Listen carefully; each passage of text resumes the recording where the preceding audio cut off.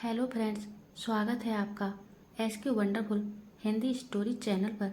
इस चैनल पर आपको नई नई रोमांचक हिंदी कहानियाँ मिलेंगी।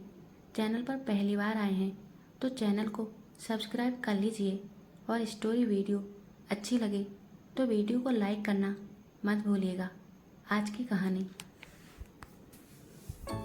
बुद्धिमान किसान और लालची जमींदार। बहुत समय पहले की बात है।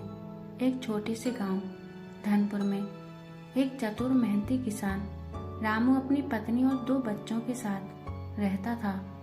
रामू गरीब जरूर था, पर उसके पास बुद्धि और आत्मसम्मान की कोई कमी नहीं थी। वह हर रोज सूरज उगने से पहले खेत में काम करने चला जाता और देर रात तक खेतों में मेहनत करता। उसी गांव में एक जमींदार भी रहता था, ठाकुर हरि सिंह। ठाकुर साहब के पास गांव की आधी जमीन थी। वह बहुत ही लालची और निर्दयी व्यक्ति था। गरीब किसानों से ऊंचा लगान वसूलता और जो नहीं दे पाते उनसे उनकी जमीन छीन लेता था। एक साल गांव में बहुत सूखा पड़ा, बारिश नहीं हुई और फसलें बर्बाद हो गईं। गांव के कई किसान कर्ज में डूब गए। रामू की भी हालत खराब हो गई।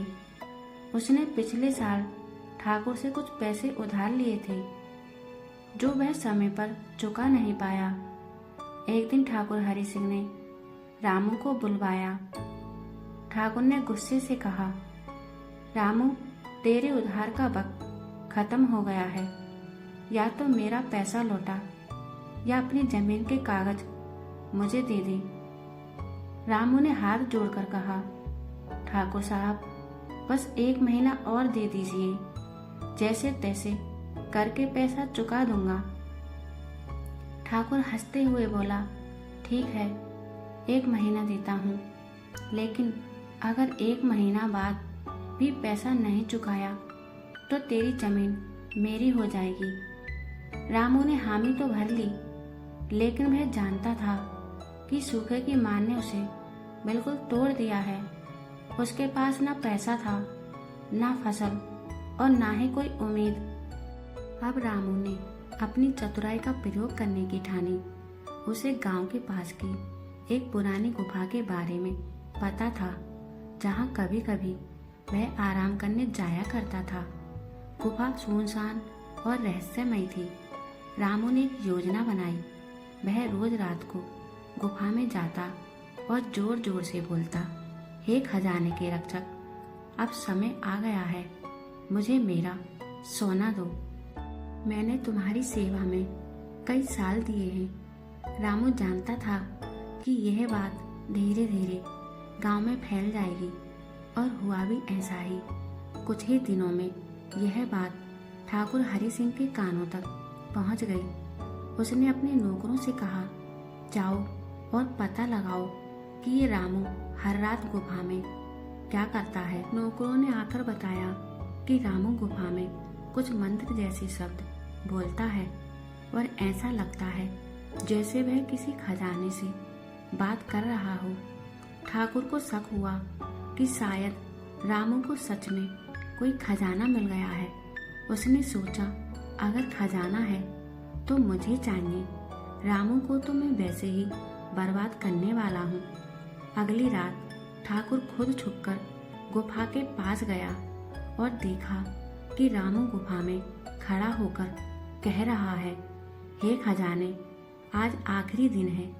कल ठाकुर साहब आएंगे और अगर उन्होंने खजाना देख लिया तो सब ले जाएंगे। मुझे जल्दी से मेरा हिस्सा दो, वरना मैं किसी और को बता दूंगा। यह सुनकर ठाकुर के मन में लालच और बढ़ गया। उसने सोचा कि उसे पहले अगर खजाना मिल गया तो वही अमीर हो जाएगा। अगली सुबह ठाकुर ने अपने नौकरों को साथ लिया और गुफा की खुदाई शुरू कर दी। दिन रात खुदाई होती रही, लेकिन वहां कुछ नहीं निकला। इधर रामू ने गांव वालों को इकट्ठा किया और बताया, देखो ठाकुर साहब कैसे लालच में अंधे हो गए हैं। जब हम सब भूख से मर रहे थे तब उन्हें हमारी चिंता नहीं थी। अब खजाने के लालच में खुद ही अपना धन बर्बाद कर रहे हैं। गांव वालों को भी अब ठाकुर की असलियत समझ आ गई। उन्होंने पंचायत बुलाकर ठाकुर के खिलाफ आवाज उठाई।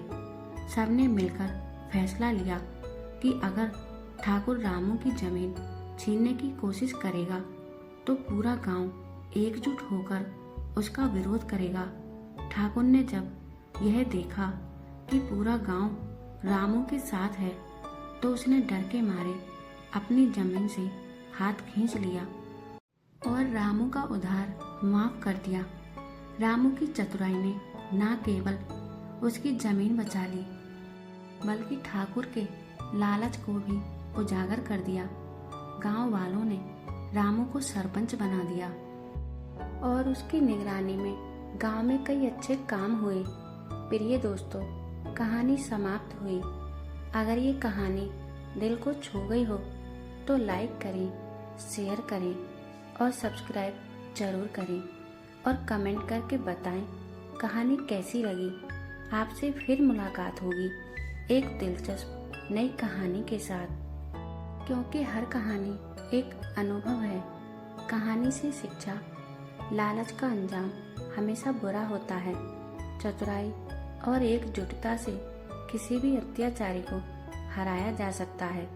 चतुराई और धैर्य से कठिन परिस्थिति को भी सुलझाया जा सकता है।